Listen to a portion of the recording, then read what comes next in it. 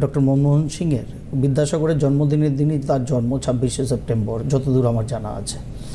অদ্ভুত trajectory নিউমেরোলজির। Always আমি বলি 4 এবং 8, 4 আর 8কে টানে। গতকাল 26শে ডিসেম্বর তার মহাপ্রয়াণ ঘটল। সুতরাং 26 তারিখ জন্মেছিলেন 8 সংখ্যায়। জীবনটা যেদিন শেষ হলো, তার শেষ নিঃশ্বাস ত্যাগ করলেন, সেটাও 26 তারিখ, 6 আর 2 8 সংখ্যা। This is the vibrational effect of numerology. সবাই বলতে পারেন, মানে কিছু মানুষ তো আছেন অতি বুঝিয়ে আসলে কিছু বোঝেন না। তারা বলতে পারেন মৃত্যুটা কি আমাদের জীবনে প্রাপ্তির কোনো জায়গা?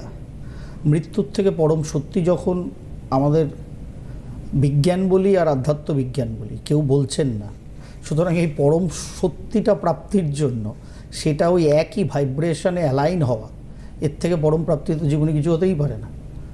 সেটা যে সেম নাম্বারের ফ্রিকোয়েন্সিতেই অ্যালাইন হবে, এটা ডক্টর মনমোহন সিং, ওই যে বলি আমি, আমার একটা খুব বদগুণ আছে, যার ফলে আমি মাঝে মধ্যে বাড়িতে ভয়ঙ্কর কথাও শুনি। শোনাটাই স্বাভাবিক, আমার বাড়ির লোকের তাতে দোষ থাকে না, কারণ আমি সবের পেছনে গিয়ে সেই জ্যোতিষ সংখ্যাতত্ত্বকে খুঁজে মরি। এটা আমার বদগুণ একটা, কী করবো বলুন। কারণ ঢেকি তো সগে গেলেও ধানই ভানে, যার ফলে এটা আমার অভ্যাসে পরিণত হয়েছে। যখনই কালকে এই খবরটা পেয়েছি, সবার আগে আমার 26শে সেপ্টেম্বর আর কালকে 26শে ডিসেম্বর এটাই মাথায় ক্লিক করেছে। ডেটটা সেমই, সত্যি 8। তার কারণ 8 অলওয়েজ অ্যাট্রাক্টস 8 and 4, যার ফলে 4-8-এর বন্ডিং খুব ভালো হয়। কিন্তু মাই সোলমেটের বিজ্ঞাপন দেখিয়ে যে অনুষ্ঠান আমরা শুরু করি প্রত্যেক নিয়ত, যেহেতু মাই সোলমেটে জ্যোতিষশাস্ত্র এবং সংখ্যাতত্ত্ব নির্ভর যে প্রাথমিক জোটক বিচার আপনাদের কাছে করে দেওয়া আছে, যে প্রাথমিকটা আপনারা যা করে বেড়ান তার থেকে অনেক বেশি, অন্তত আন্ডারস্ট্যান্ডিংয়ের ক্ষেত্রে একজন জাতক জাতিকা তাদের হৃদয়ের মিলনটা কতটা হতে পারে সেই সাপেক্ষে যেটা ফ্রিতে দেওয়া আছে, সেখানে যারা রেজিস্টার করেছেন, যারা পেড সার্ভিসে গেছেন, তারা পারস্পরিক মিলনে দেখবেন কখনো নিউমেরিক্যালি 4 বা 8কে, আমি বারবার বলি 4 এবং 8 একে অপরকে অ্যাট্রাক্ট করে।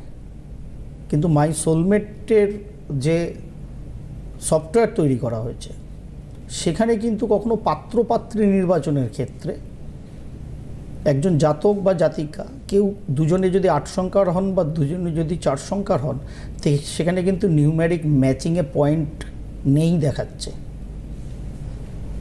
তার কারণ 4-8 পরস্পরকে অ্যাট্রাক্ট করে, দুজনে খুব ভালো পথ চলতে পারে, কিন্তু সেটা কোনো দিন লং লাস্টিং চুক্তি করে গেলে সেইটা কিন্তু খুব ভালো হবে না। বৈবাহিক দাম্পত্য জীবনটা এক প্রকারের সামাজিক এবং পারিবারিক বন্ধন, যেখানে এই বন্ধন থাকে সেখানে একটা চুক্তি থাকে, তাই না?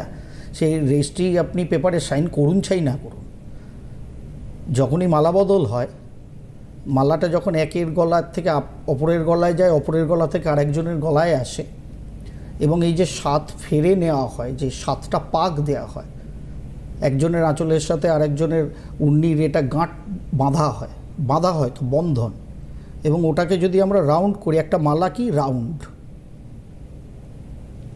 অ্যাকচুয়ালি আমাদের যদি আমরা দেখি জিওমেট্রিক্যালি 3টে শেপই বিরাজ করে, একটা রাউন্ড, একটা স্কোয়ার এবং একটা মানে ট্রায়াঙ্গেল। বাদ বাকি যত শেপ আছে পৃথিবীতে এই 3টে শেপের থেকেই বেরিয়েছে। এবং রাউন্ড হচ্ছে এই যে আমরা মালা বদল করি, কোনো ধর্মে মঙ্গলসূত্র বদল হয়, কোনো ধর্মে রিং বদল হয়, তাই না? সবটারই ফরমেশন দেখুন রাউন্ড। এবং যার ফলে মাই সোলমেটের যে লোগোটা আপনারা দেখেন, সেটাও একটা রাউন্ড লাভ সাইন দিয়া। তার কারণ আমরা যেটাকে ভাবনা করে করেছি সেটা হচ্ছে সুস্থ সুন্দর বৈবাহিক জীবনের একটা পূর্ণতা প্রাপ্তি। রাউন্ড অলওয়েজ দেখায় কমপ্লিশন অফ এনিথিং।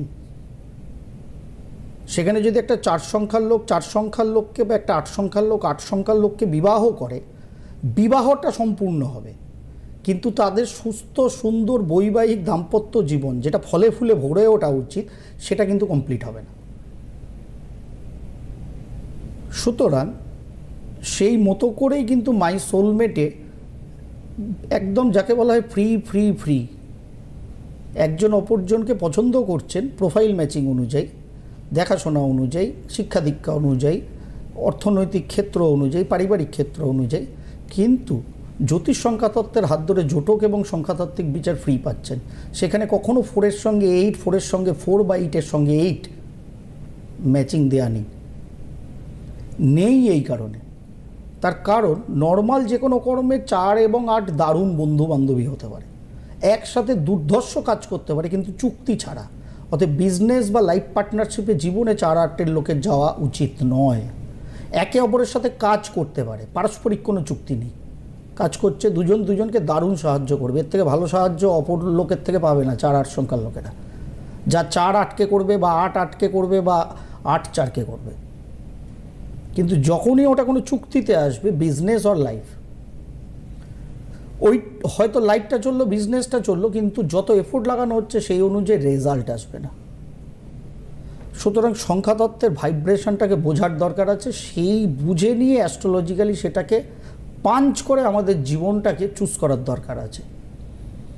যেহেতু একটা বিশেষ টপিক এখন দিতে বলা হয়েছে, আমি ভেবেছিলাম আজকে একটা টপিক ভাবা ছিল নতুন বছরে গিয়ে ওই টপিকটা দেব, কারণ সামনের 30 তারিখ আমরা যখন অনুষ্ঠান করব বছরের জাস্ট লাস্টের আগের দিন, সেদিন 2025 অ্যাস্ট্রোলজিক্যালি ভারতবর্ষের কেমন যাবে সেটারই কথা বলবো, যার ফলে সামনের শুক্রবার যখন 3 তারিখ আমরা অনুষ্ঠানে বসবো নতুন ইংরাজি বছরে, সেদিন আজকে যে টপিকটা ভেবেছিলাম সেটা করে রাখবো, সেটা আপনাদের জন্য তোলা থাকলো। ঠিক আছে, তার জন্য